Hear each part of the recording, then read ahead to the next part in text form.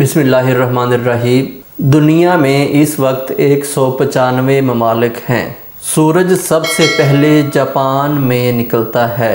Rail की इब्तिदा 1803 में हुई। दुनिया की सबसे बड़ी इमारत बुर्ज खलीफा है। कुरान मजीद में 558 रुकू हैं। डेनमार्क ऐसा मुल्क है जिसमें शरह ख़वानदगी 99% है। वर्ल्ड सर्फ को इंटरनेट का बाप कहा जाता है।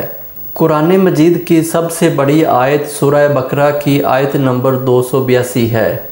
मोतियों का जजीरा बहरीन को कहते हैं। 1 मील में 1.6 किलोमीटर होता है। गाय 24 घंटे में 9 घंटे जुगाली करती है। कोयले को ब्लैक डायमंड कहा जाता है।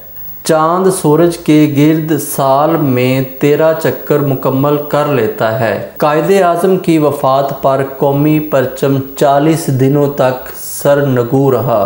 कोयल अपना घोंसला नहीं बनाती है। 1 टन में 1000 किलोग्राम होता है। परिंदों का बादशाह शाहीन को कहा जाता है। पाकिस्तान ने अपना पहला सफारत खाना ईरान में बनाया था। मिस्र ने सबसे पहले अपना सफारत खाना पाकिस्तान में बनाया था।